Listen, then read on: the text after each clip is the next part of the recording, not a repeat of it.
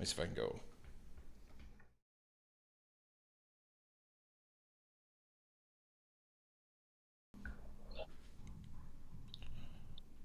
All right, we are back. All right. But the link, technology is fun. And, and you're up, Gino. All right, picking up where I left off. I love technology. A day in the life. So we're talking about glimpse and helping you see the day in the life, both the dream and the nightmare. Sadly, most entrepreneurs live the nightmare. The dream is where you wake up every day energized, working with people that are passionate about your business, about your customer, about the product, about the service. You meet with those people. You have passionate, energizing meetings that solves problems. You're growing the business. You're profitable. The nightmare is just the opposite, where you have no energy, you're burning the candle at both ends, you're not making a profit, your customers are only with you because you're the lowest price in town, your employees are not engaged. Well, the point in all of that is the nightmare can be avoided, and I'm trying to help you head it off at the pass. And there's something I call the 8 critical mistakes that almost every entrepreneur makes when starting their business that leads them to the nightmare. Most of my clients that come to me to help them live the dream come to me having had made these 8 critical mistakes. And so I want to help you head it off at the pass. I'm going to share them with you at a very high level to prompt questions. And so what I want you to do as this prompts a question for you, please post that question in the chat so I can answer it for you. But here are the 8 critical mistakes to avoid as an entrepreneur who's about to take a leap. The first is not having a vision. And so we're going to go deep into this in path, but you got to have a vision. You owe it to yourself to clearly know the vision and the plan. You owe it to your people, you owe it to your customers, and certainly any partners that you might have. And I'm going to show you how to do that in just a minute here. Second mistake is hiring the wrong people. And so a common mistake is that when you start your business, you take that leap and you reach some level of success and start to generate revenue and you reach capacity, you now need to bring a person into your organization. Well, a common mistake is to grab the closest body to you, be it your brother, your sister, your mom, your dad, your aunt, your uncle, your neighbor, your best friend, and pull them into your business. And that solves your capacity problem. And then you go forward and grow and do it again. And then find yourself 1, 2, 3 years in, surrounded by a bunch of people that just don't fit in your culture. Well, obviously the solution is when you need that first person, your job is to know your core values, know your culture, and hire people that possess those core values, fit in your culture, and have the skill set to do the job, and you'll head that off at the pass. Please ask questions during Q&A on that. Number 3 is not spending time with your people. As you grow, the most common issue I hear when my clients come to me is communication. As you grow and add people, there comes a point where your passion and your vision can only go so far with these people that are following you. And communication wanes. And so the way you solve it instantly is 3 simple things. Meet with your people every week, meet with your people every quarter, and give feedback often. Number 4 is not knowing who your customer is. This is vital. And so a lot of entrepreneurs, they set out and they want them all. They think they need them all. And so you're trying to sell everything to everyone and you really don't know who your ideal customer is. And so it's vital that you do. Your ideal customer is knowing the demographic, geographic, and psychographic of the perfect customer for you and then targeting them. More on that if you have questions. Number 5 is not charging enough. This happens so often. It's a psychological issue. When you take your leap, you've got to charge the right price. Most entrepreneurs undercharge. You succeeding and failing in business is as simple as a 10% increase in price. If you're losing 5% every year, you're going out of business. If your profit is 5% every year, you're staying in business. And so what you need to do is charge the right amount. But most entrepreneurs undercharge. So the idea, 2 disciplines. Dan Sullivan teaches that when it comes to your pricing, pick the number that scares you the most and then add 20%. And another great TED Talk video by Casey Brown. So just look up Casey Brown's TED Talk video. She's the expert on helping you price. She'll get to those psychological issues and help you break through those barriers and charge the right price for your products and services. Number 6 is not staying true to your core. A classic entrepreneurial mistake is you reach some level of success, you see shiny stuff, and you start to go there. Well, the idea is to stay true to your core. If your goal is to build a $10 million business, Then stay in your core, exhaust every opportunity in that core until you hit 10 million before you look anywhere else. Stay true to your core. Number 7 is not knowing your numbers. And so if you possess the 6 essential traits, odds are you're not great with finances. Okay, it's a rare exception that you are. So what that means is many entrepreneurs struggle with the finance side of things, knowing the numbers. I still can't read financials. With that said, 3 things that solve that. Have a weekly scorecard. Look at your most important numbers every week. Number 2, look at a monthly P&L. Number 3, manage a monthly budget projected to actual. If you don't know what any of that meant, call your accountant. They'll help you. Number 8 is not crystallizing roles and responsibilities. And so what this is, as silly as it sounds, when you start your business, you should have an org chart. Sales and marketing, operations, finance, and the leader. When you start your business, you're in all of those seats. As you grow your business and you hire people into your business, make sure roles and responsibilities are clear, because what happens is you tend to trip all over each other for the first 1, 2, 3 years. You're not as effective, you're not as efficient, you're not as productive. But to crystallize roles and responsibilities, you'll create accountability and you'll get there faster. So we're talking about Glimpse here, in helping you live the dream and avoid the nightmare and avoiding the 8 mistakes so you see it before it happens. Second thing I want to share with you in Glimpse is helping you understand all of your options. What I mean by that is you as an entrepreneur are built for something. You're drawn to something. Not every entrepreneur is cut out to succeed in every single business. And so you've got to figure out what the perfect business is for you. And so there's a tool I'm going to introduce you to in just a second that's going to help you do that. But what I want you to understand first contextually is what your options are out there in the world. First is to understand industries. There are hundreds of industries, and I'm going to show you where to find what those are in just a bit here. There are hundreds of industries for you to choose from. For me, I choose the education industry. That's where I'm drawn to. Second part, in terms of understanding the right kind of business for you, is type of business. Because once you know the industry, now it's time to decide what type of business you're drawn to. And there's a couple things here. First is deciding whether you are a product entrepreneur or a service entrepreneur. Are you passionate about selling services? Are you passionate about selling products, making products, distributing products, selling products, or selling the intangible services? I am a service entrepreneur. I love selling services. I love selling the invisible, selling intangibles. I abhor product businesses. It's not my thing. I don't like inventory. Inventory scares me. I get the heebie-jeebies staring at $1 million in inventory. I have very successful clients that are in product businesses and they love it. What I'm trying to say to you here is you've got to decide, are you more of a product entrepreneur or more of a service entrepreneur? It's vital. You're not always cut out to be both. Within that, you have to then decide, are you a B2B or a B2C entrepreneur? Do you want to sell business to business or do you want to sell business to consumer? Those two things are completely different when it comes to marketing and sales. Again, for me, I'm a B2B entrepreneur. I love selling to businesses. I love selling to CEOs. That's what I'm masterful at. And so that's what I'm drawn to. That's what I'm built for. And then the last piece in terms of type of business is pricing. Are you high price, high cost, low volume? Or are you low cost, high volume, commodity base where you're battling for price? Both are okay. You can't be both. You've got to decide what you're cut out for. For me, I always want to be the highest price in town, highest value, highest service. And so I err on that side. You just need to know that about yourself so you'll start to see what you're drawn to. And the last part is determining the size of business that is right for you. Not every entrepreneur is cut out to build $1 billion company. And so you've got to decide, do you want to build a company that does 100,000 in sales or $1 billion in sales or something in between? I'm kind of a $5 to $10 million company kind of a guy. That's my sweet spot. So there's no shame in you building a $4 million heating and cooling company that services residential customers that generates $1 million profit. There's no shame in that. You just have to decide. And so there's a tool on the website, e-leap.com, called My Biz Match.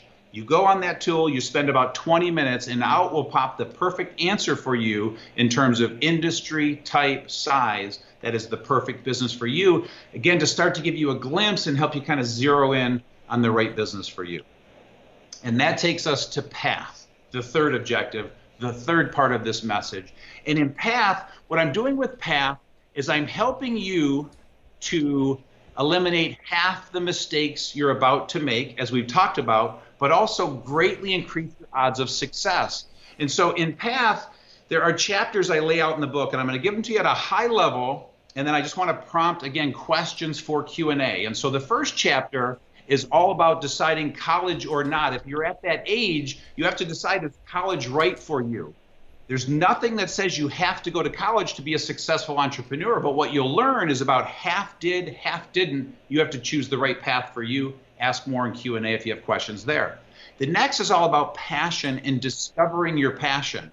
If I were to leave you with one thing in all of this conversation, it's that you've got to know your passion, because passion is the number one thing that's going to help you push through, bust through all barriers. When you get knocked down, the only thing that makes you crazy enough to get back up is undying passion for your thing. And so I show you lots of ways to discover your passion. If that's something that's important to you, please ask in Q&A. Next is finding a mentor. Finding a mentor is a speed pass to becoming successful. You're going to be fine without a mentor. You'll still succeed. My research shows half successful entrepreneurs had mentors, half did not. But if you have one, you will get there faster. And so if you want to talk about that, please ask about that in Q&A. Next is 10-year thinking. And so what I urge you to embrace is 10-year thinking. I learned this in my mid-30s, and when I did, it changed my life. And so if you're normal, right now you're thinking like now, you want things now. If you can shift your mentality to thinking in 10-year time frames, long-term thinking, it will actually slow down your thinking. Time literally slows down. You make better decisions. There's a calm that comes over there, and you will get there faster. Next is what I call the 8 disciplines. And I'm going to take you through 2 through 8 pretty fast, but again, I'm trying to prompt questions for you. The first one I'm going to spend a little time on because it's going to hit something we talked about earlier. And so here are the 8 disciplines to greatly increase your odds of success. And the first is clarifying your vision. And so there's a tool on the website that I want you to download and fill out. So these 8 aspects of a vision I'm going to share with you are all in that document. The document is called My Vision Clarifier. Again, go to the website e-leap.com, download it. You'll see these 8 sections. You fill those in. Once you do that, you have a vision. And what you're going to fill in and answer for yourself is, number 1, what is your passion? And so it's going to force that answer to that question. Your passion should be a very short and sweet sentence. Number 2, what are your customers' needs? Again, forcing you to really think about what does your customer need. You've got to know them better than they know themselves. Number 3, who is your ideal customer? What is the demographic, geographic, psychographic of your ideal customer like we talked about earlier? Who are they? Where are they? What are they? Number 4, what is your pricing structure? When you take your leap, when you start that business, you've got to go to market with a pricing structure. I can't tell you how many times I hear these murky pricing presentations. Now, truth be told, it's probably going to change over time, but you got to go to market with something. So know your pricing structure. And from there, we start to get real, because then we go to section 5, which is, what is your 10-year goal? Here's that 10-year thinking again. What is the number 1 most important goal for you and your business 10 years from now? Then we go to the 6th part, which is, what is your 3-year plan? Then we go to number 7, which is, what is your 1-year plan? So you can see we're bringing it down to the ground. And then the 8th section is, what is your 90-day plan? And so what we do is take your vision, and we boil it down to what you've got to get done in the next 90 days, action, execution, best thing you can do for yourself. And so that's called My Vision Clarifier.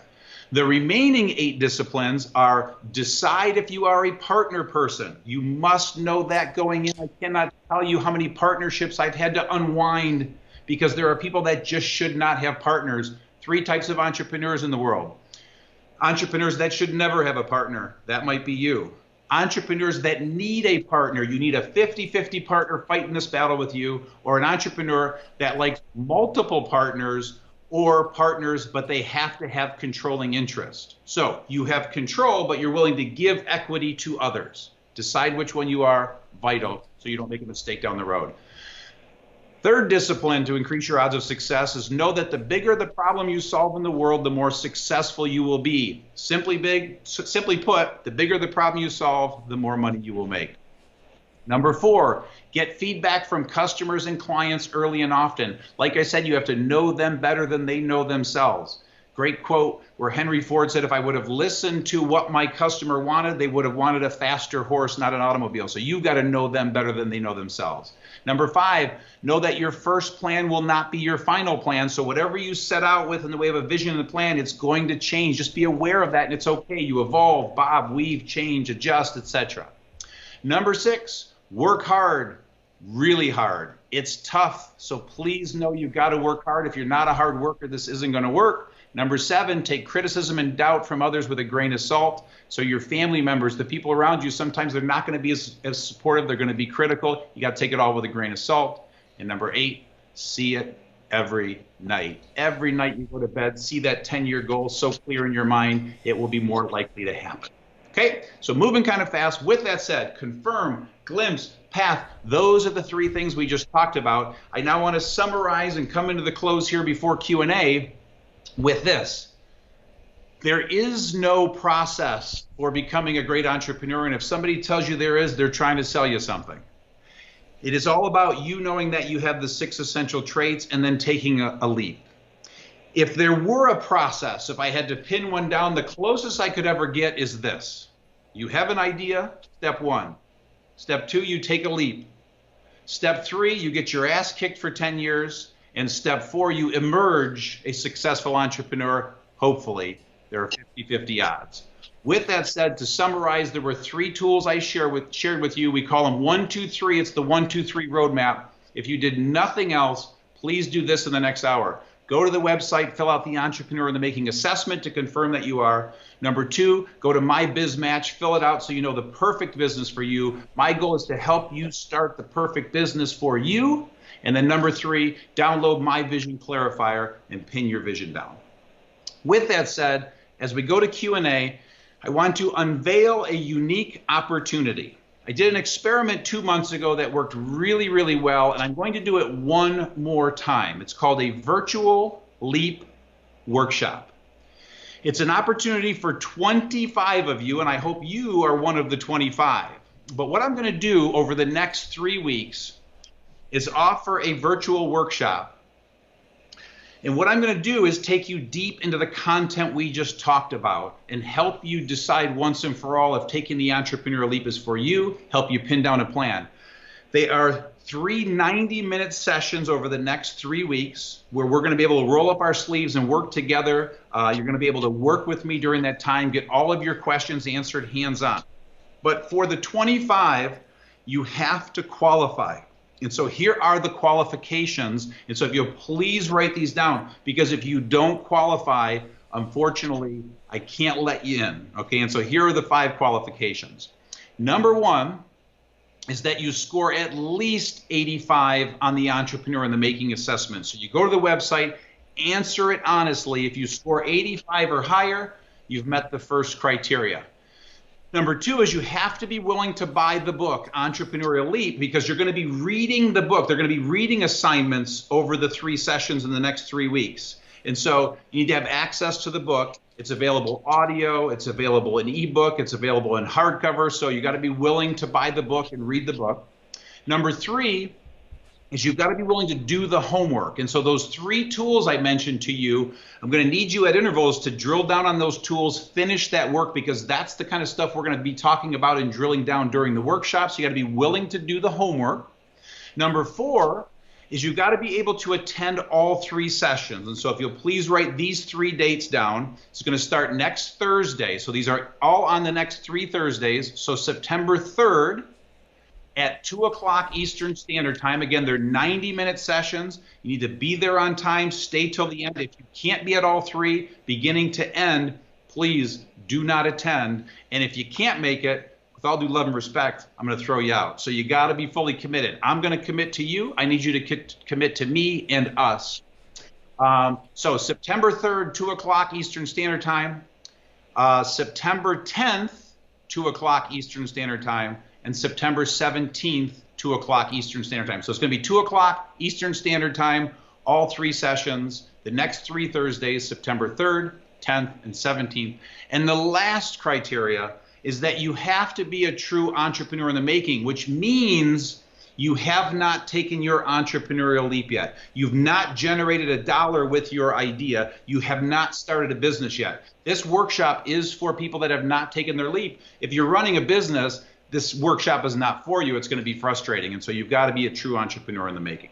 Assuming you meet all 5 of those criteria, please send an email to me at g@ginowickman.com, g@ginowickman.com. And the first 25 are getting in. That qualifies, certainly. And so I urge you to please send that email sooner than later, within the next hour, certainly. And again, the first 25 are getting in, and I look forward to going on this journey with you.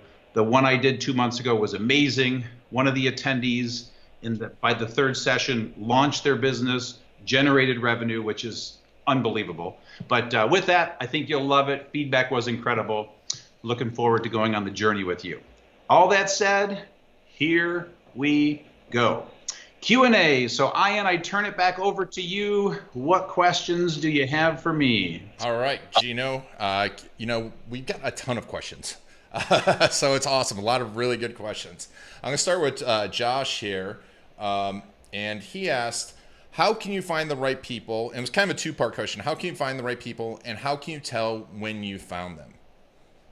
Fantastic. So first of all, I want to say there are lots of right people out there. And I'm not even talking about a pandemic. My clients do not struggle with hiring. So whenever you hear people talking about how hard hiring is, if you've got a great culture and you hire well, there's always people available. So 2 parts to the answer. First one is you've got to know your core values, okay? And so there's these great core value cards by Lennox Aberman. If you don't know how to come up with your core values, use those cards. You'll come up with your core values. Rule of thumb is about 5. So know your core values, which ultimately become your company's core values.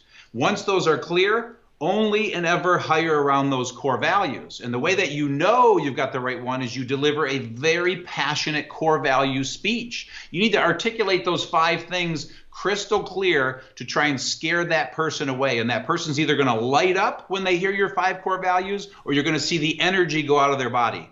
That's going to help you and solve that problem 90% of the time. 10% of the time, bad ones are going to get in. You're going to know it within 30 days. Fire fast. If you accidentally make a bad hire, but what I just shared should solve the problem 90% of the time. Good question, Josh. Great question. And I mean, I just want to reiterate that because this is so important. I skipped over it and it transformed our business when we did it. So make sure to listen to Gino. This is absolutely essential. So now Josh has another question. How do you know your ideal customer? So again, demographic, geographic, psychographic. And so if you write down demo, geo, psycho, the idea is to think about who you're attracted to and who is attracted to you. This is going to take a little bit of time. This is going to take trial and error. But all I can tell you is let's use EOS as an example. And the clients that I work with that I take through the EOS process, my ideal client demographic is a 10 to 250 person privately held company. It's the leadership team of that company, and they tend to be entrepreneurial, psychographic, open-minded, appreciative, respectful, and growth-oriented. And for me, they're here in Southeast Michigan. So that took some time. It took me about a year to get really clear. And so now when I go meet with a potential client, my radar is up and I'm looking for those kind of things. And so when I talk about entrepreneurial and respectful and growth-oriented, you know these things. 10 minutes into a conversation, you're going to know if they exhibit those psychographic qualities. And so just start to think about the people you're drawn to. That'll help you start to see it. And you just keep pulling levers and playing around with it, and it'll be crystal clear within a year, if not, hopefully, in a month for you. Awesome. All right. So moving on, we have Brian Luce, I think. How would you coach Gino on judging if you have what it takes in the essential trait of risk taker? Like he says he feels like he has enough, but he's not willing to bet the farm. So to ask that again, let me echo that back to you. You're saying, how do I know if I have the risk taker trait? If I have enough of the risk taker trait. Enough.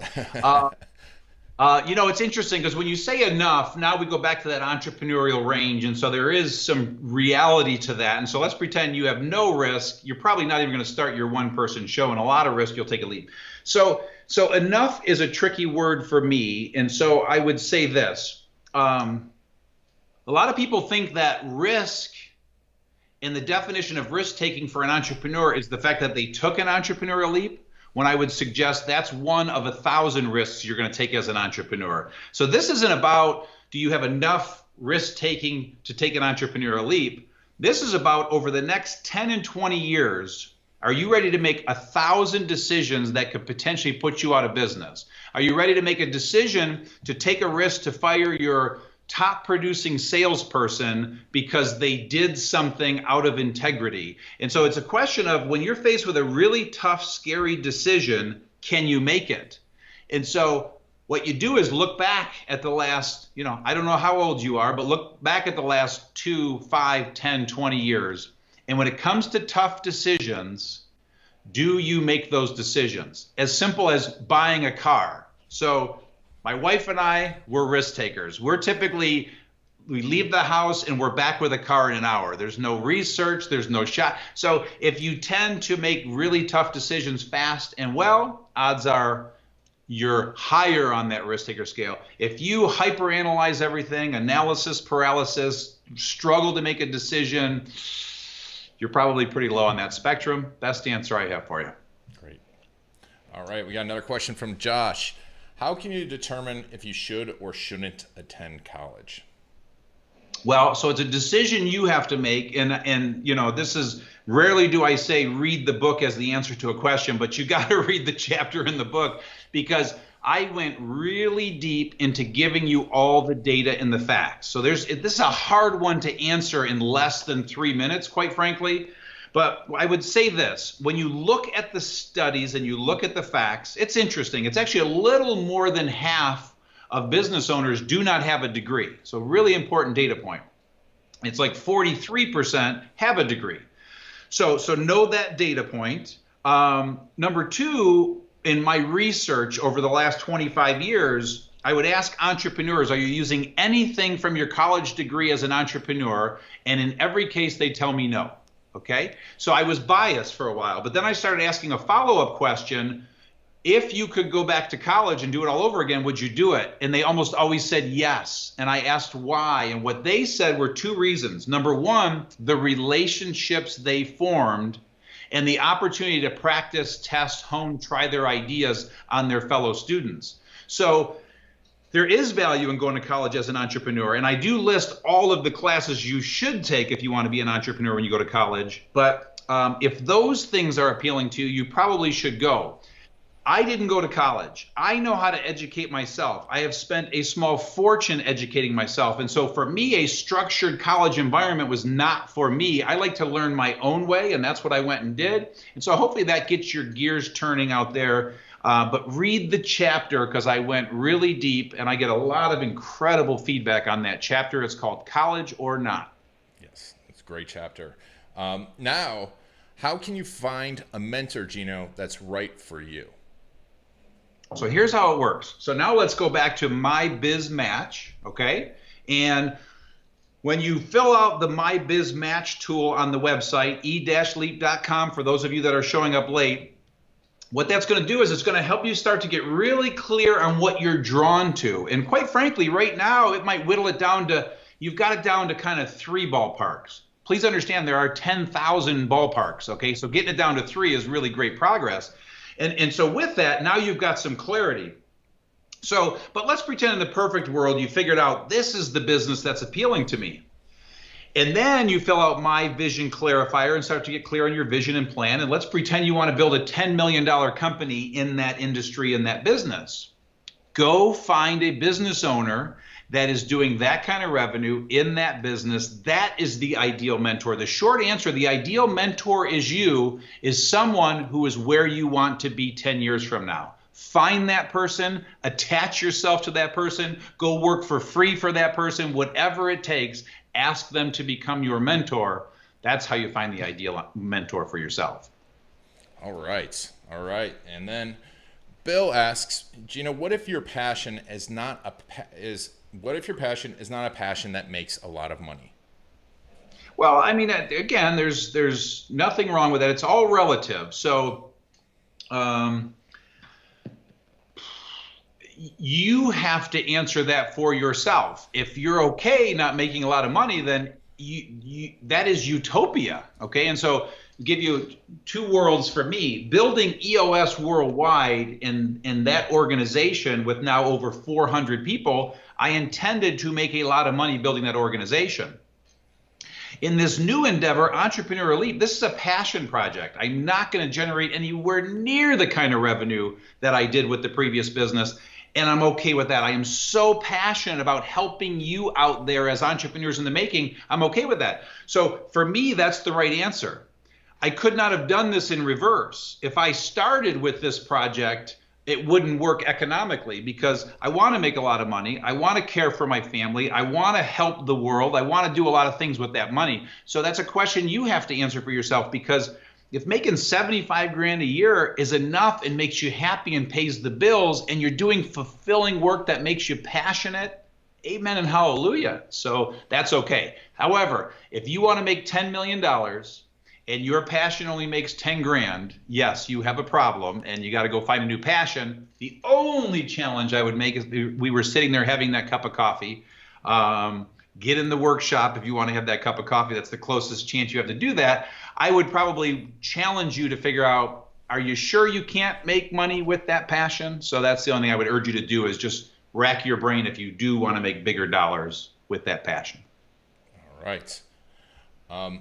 But this one's specifically for the class. If they want to join the class, what if I want to purchase an existing business as my first business? Again, there's nothing wrong with that. That's certainly jump starting the entrepreneurial leap. You know, what I would suggest to you is, you know, somebody that invests and buys a business as a silent owner is not an entrepreneur. So let's be really clear here.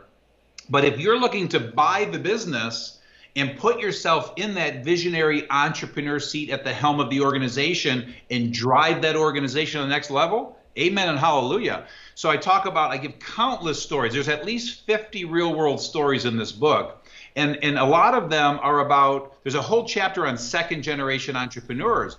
Well, when a second generation takes over the family business, no matter how you slice it, they've bought a business. It just happened to be in the family. And you'll read about stories where they've taken $5 million companies to $50 million companies, in one case, $1 billion company. So with that, perfectly appropriate. You just kind of jumpstart the startup phase.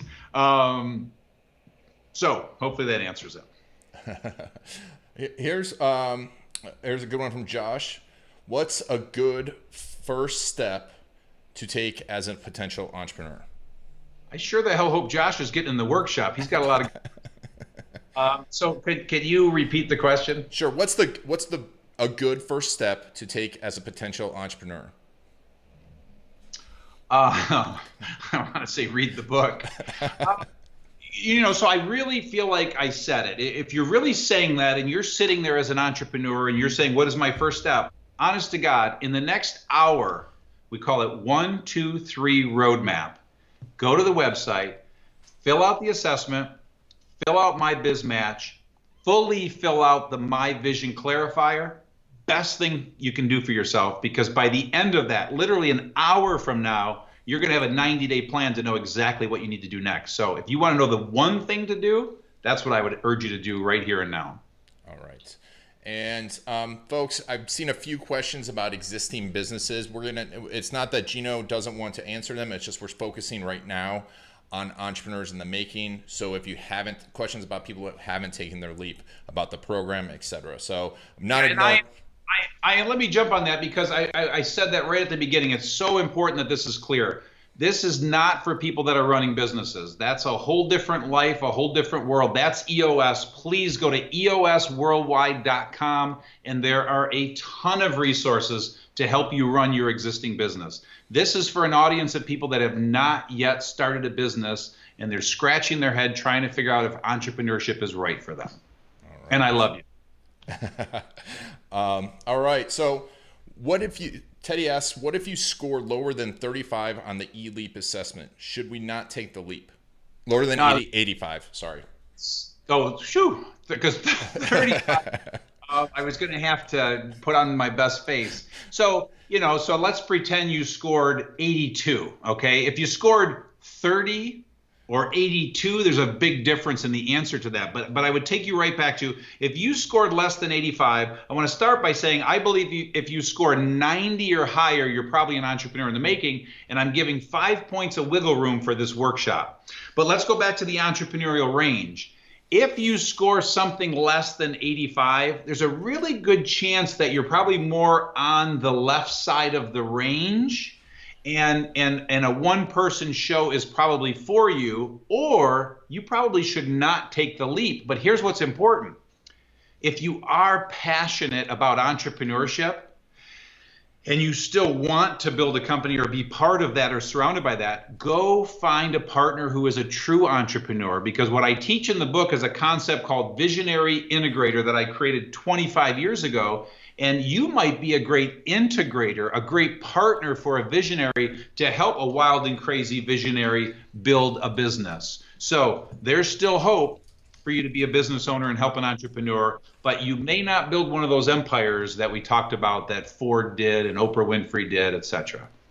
All right. And the last question I have for right now, unless anyone has one, is Josh asked, are there any questions we should be asking that we might not know about? That's so good. That's so good. And that you said that was Josh again? Yes. Josh, you better be in that darn workshop. Let's see. So what should you have asked? I'll share two things with you, since this sounds like it's going to be our last question for what this may prompt for you. So I'm going to go back to that point I made, that if there were anything I would urge you to do, it's find your passion, because I believe it's passion that is the number one thing that's going to make you successful as an entrepreneur, because it's not logical. It's not sane what entrepreneurs do, and you keep getting knocked down, and why on earth would you keep getting back up? And it's passion that keeps you getting back up. So there's an exercise I teach in the book, and I want to leave you with that exercise. So worst case, all of you can, discover your passion out there or start on the journey. And the exercise works like this. You find a comfortable spot for an hour, something to write on, a journal, whatever, and you answer 3 questions about yourself. And this had a profound effect on my life, as it has many others. First question you answer is, what are your 3 greatest successes? Second question you answer is, what are your 3 greatest failures? And then the third question you answer is, what has life prepared me for? And out of that, you'll start to get some real clarity around where your passions lie. And then the second thing I would share is this heady concept and context for an entrepreneur that I hope makes sense. And it typically does, but this prepares you for the next 50 years of your life as an entrepreneur, okay? And if I could burn this into your brain, you're set for life. And what I call it are the things that change and the things that don't change in 1,000 years of entrepreneurial history, okay? And so there's 2 things that change, and there's 2 things that don't change. And so going back 1,000 years, going forward 1,000 years, this is going to stay constant, okay? And so the 2 things that change, and will change over the next 1 year, 5 year, 10 year, 1,000 years, number 1 is methods of communication. And so if you look back at history, communication is always changing. It used to be smoke signals and Pony Express and telegraph and fax, and you get all that. Going forward, it's going to be plugging into our brains. You get it. Number two, that's methods of communication. Number two is products and services. Products and services are ever changing. 150 years ago, it was buggy whips and beaver pelts. Going forward, it's going to be populating Mars and mining asteroids. So it's ever changing. And as an entrepreneur, if you realize the way I communicate with people is always going to change, and I got to stay ahead of that curve. And number two, the product I'm selling right now is going to change. You will be light years ahead of everyone else. The things that don't change are people will always have wants and needs. And so if you get that as an entrepreneur and you keep plugged in and watching people's wants and needs, you'll always stay ahead of the curve. And the other thing that never changes is that you have to persuade them.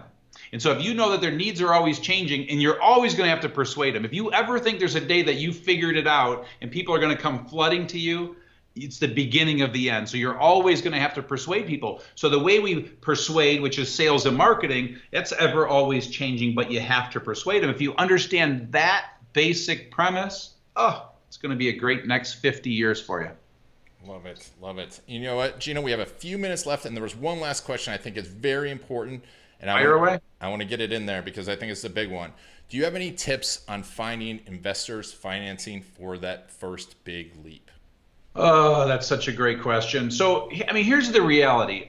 No is the short answer, but then I'm going to give you a longer answer because, again, in the book, I write all about this. And here are the statistics, okay? Over 90% of startups do not raise outside funds. Over 90%. It's a fallacy. I don't know what happened, but every entrepreneur thinks, idea, now I got to go raise funds.